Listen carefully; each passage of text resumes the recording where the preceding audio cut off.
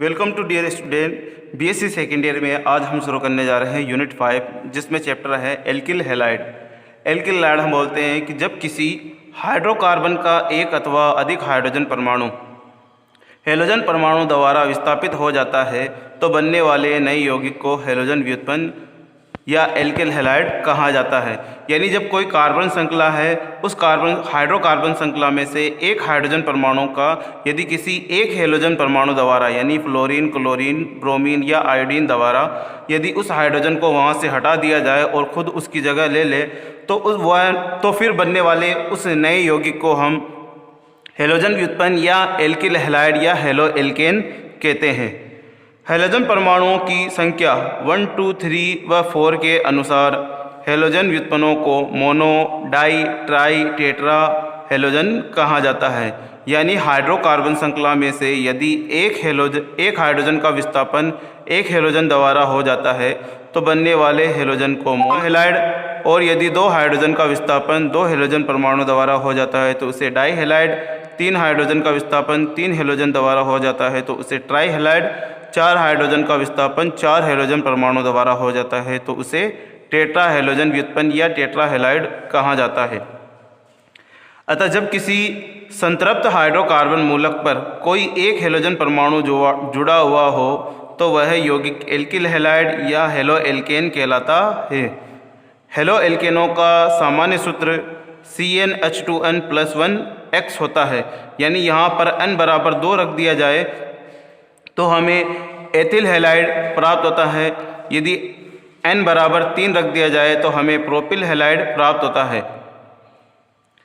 Alkyl हैलाइडों का halogen परमाणु जिस कार्बन परमाणु से जुड़ा हुआ होता है उस कार्बन की प्रकृति के आधार पर एल्किल हैलाइडों का वर्गीकरण 3 भागों से किया जाता है।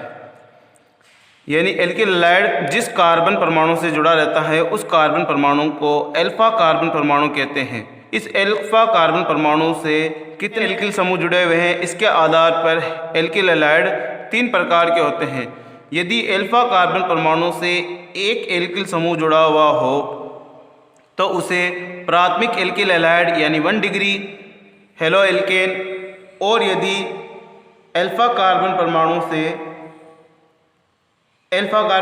से यदि 2 एल्किल समूह जुड़े हुए हों तो उसे द्वितीयक एल्किल हैलाइड यानी 2 डिग्री।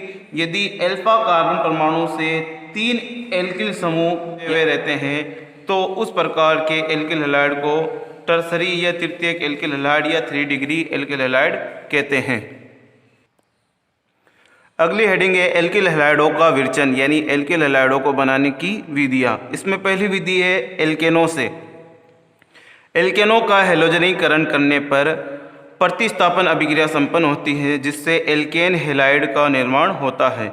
यानी जब एल्केनों का अल्ट्रावायलेट यानी सूर्य के प्रकाश पराबैंगनी प्रकाश की उपस्थिति में क्लोरीनीकरण या हैलोजनीकरण करवाया जाए 25 डिग्री सेल्सियस यानी कमरे के तापमान पर, तो यहाँ से यह क्लोरीन यहाँ से एक हाइड्रोजन को हटा देती है, अर्थात यहाँ से एक क्लोरीन हाइड्रोजन को प्रतिस्थापित कर देती है, जिससे हमें CH3 की जगह CH3CH2Cl यानी एथिल क्लोराइड प्राप्त हो जाता है, जिसे हम एक प्रकार का एल्किल हैलाइड अर्थात एथिल क्लोराइड कहते हैं।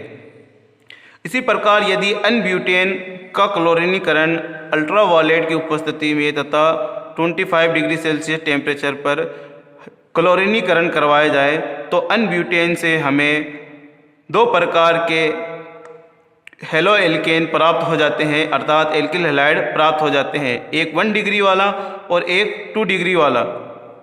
इसमें जो 2 डिग्री हैलो एल्केन हमें प्राप्त होता है वह 78% यानी मुख्य उत्पाद के रूप में प्राप्त होता है, क्योंकि यहाँ पर जब n-ब्यूटेन से हमें 2-क्लोरोब्यूटेन की प्राप्ति होती है तो इस 2-क्लोरोब्यूटेन में बनने वाला जो द्वितीय कार्बोकेटायन होता है वह अधिक स्थायी होता है। इस कारण 2-क्लोरोब्यूटेन अधिक मात्रा में यानी 72% यानी मुख्य उत्पाद के रूप में प्राप्त होता है। सेकंड है एल्किनों से। एल्किनों का जब HX यानी हाइड्रोजन हैलाइड के साथ में योगात्मक अभिक्रिया द्वारा संपन्न कराया जाता है तो हमें एल्किल हैलाइड प्राप्त होता है। जब एल्किनों का HX के साथ में अभिक्रिया कराते हैं तो यह हाइड्रोजन भी इस एल्किन के साथ में जाकर योग कर लेता है और यह हेलोजन भी इस एल्किन के साथ में जाकर योग कर लेता है, जिससे हमें एल्कीन से एल्किल हैलाइड की प्राप्ति हो जाती है। यहाँ पर HX का योग एल्कीन पर दो प्रकार से हो सकता है, एक मार्कोनिकॉफ नियम के अनुसार और एक एंटी मार्कोनिकॉफ नियम के अनुसार। अतः जब आयनिक अभिक्रिया आयनिक माध्यम में संपन्न कराई जाती है तो इलेक्ट्रोफिलिक योगात्मक अभिक्रिया संपन्न होती है और मार्कोनिकॉफ नियम के अनुसार एल्किल हैलाइड हमें प्राप्त होते हैं। यानी जब हम अभिक्रिया का माध्यम आयनिक रखते हैं तो यहाँ पर अभिक्रिया मार्कोनिकॉफ नियम के अनुसार संपन्न होती है। मार्कोनिकॉफ नियम के अनुसार कहा जाता है कि किसी एल्कीन में HX का योग इस प्रकार से कराया जाता है कि इस HX में से हेलोजन परमाणु उस कार्बन परमाणु की ओर जाकर जुड़ता है जहाँ पर हाइड्रोजन की संख्या न्यूनतम होती है। चूँकि इस एथीन में दोनों ही तरफ CH2 यानी दो हाइड्रोजन है तो यहाँ पर हेलोजन किसी भी कार्बन पर जाकर जुड़ सकता है। यदि ये हेलोजन पहले कार्बन पर जाकर जुड़ता है तो हमें CH3CH2X यानी 1 डिग्री एथिल हैलाइड प्राप्त होता है। और यदि यहाँ पर HCl का योग प्रोपीन के साथ में कराया जाए तो यहाँ से हेलोजन उस कार्बन परमाणु की ओर जाकर जुड़ेगा जहाँ पर हाइड्रोजन की संख्या न्यूनतम होती है। चूँकि यहाँ पर CH पर एक ही हाइड्रोजन है तो यह क्लोरीन मार्कोनिकॉफ नियम के अनुसार इस CH परमाणु की ओर आकर जुड़ जाएगा, जिससे हमें 1 क्लोरोप्रोपेन की जगह 2 क्लोरोप्रोपेन की प्राप्ति हो जाती है। दूसरा, जब एल्किनों की अभिक्रिया पेरोक्साइडों की उपस्थिति में HBr के साथ करवाई जाती है तो मुक्त मूलक अभिक्रिया संपन्न होती है, जिससे मार्कोनिकॉफ नियम के विपरीत उत्पाद बनते हैं, अर्थात एंटी मार्कोनिकॉफ नियम के अनुसार हमें अभिक्रिया से उत्पाद प्राप्त होते हैं।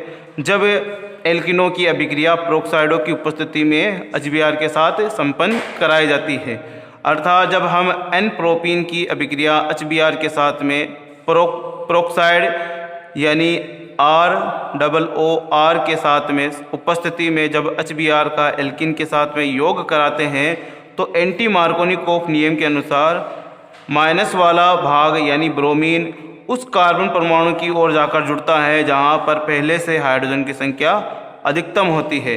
तो यहाँ से यह ब्रोमीन इस CH की जगह जाकर न जुड़कर इस CH2 पर जाकर जुड़ जाता है, जिससे हमें CH3CH2CH2Br यानी 1 ब्रोमोप्रोपेन की प्राप्ति हो जाती है। इसी प्रकार यदि हम 2 मेथिल प्रोपीन की अभिक्रिया HBr के साथ कराते हैं तो हमें आइसोब्यूटिल ब्रोमाइड की प्राप्ति हो जाती है।